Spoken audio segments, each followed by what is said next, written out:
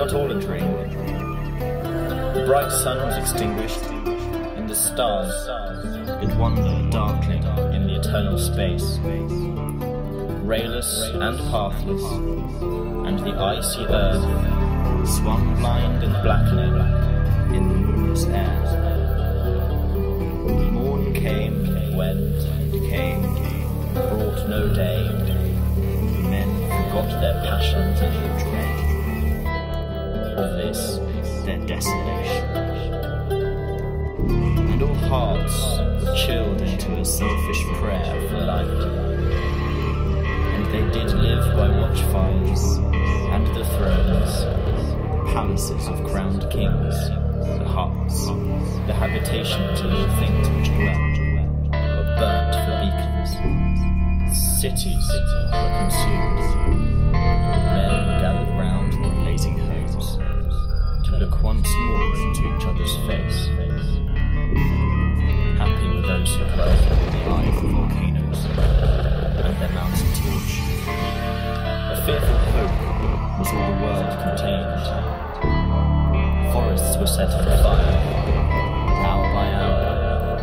They fell and faded, crackling trunks extinguished with a crash, and all was black.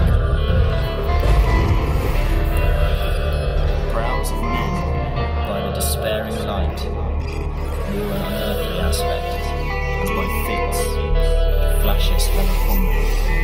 Some lay down, with their eyes unwept, and some did rest, their chins upon their clenched hands and smiled.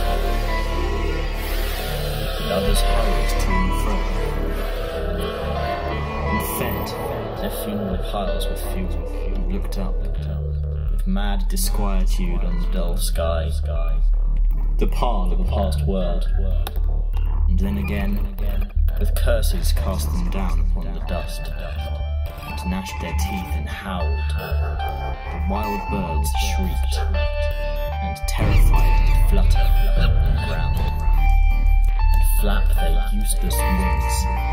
The wildest brutes came tame and tremulous, with vipers crawled, and twined themselves among the multitude. Hissing but stingless, they were slain for food, and war, which for a moment was no more, would glut himself again. The meal was bought with blood, and each sate sullenly apart, gorging himself in gloom. No love was left.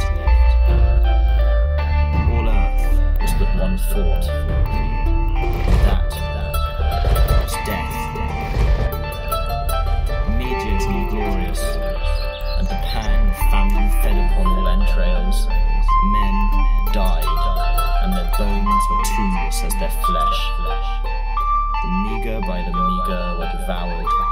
Even dogs assailed their masters, all save one, and he was faithful to a course, and kept the birds and beasts and famished men at bay, till hunger clung them, or the dropping dead lured their lank jaws.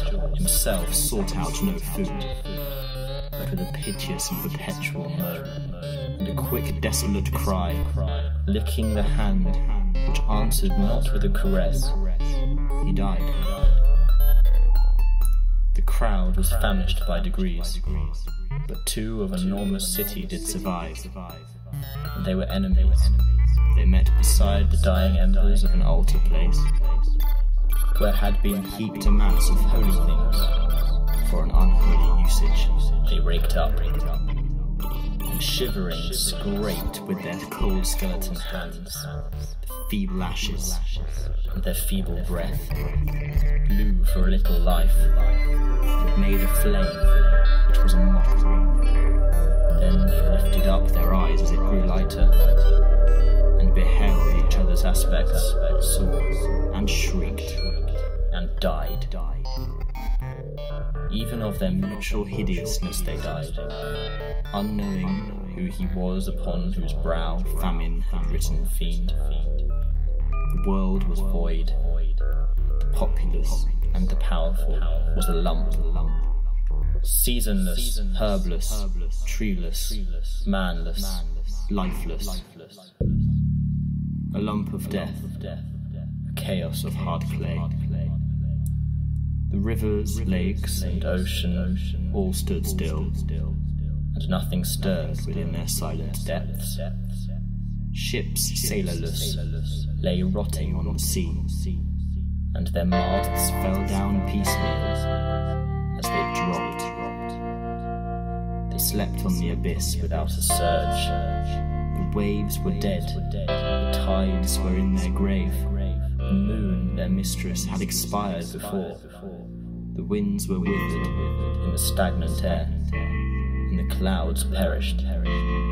Darkness had no need of aid from them. She was the universe.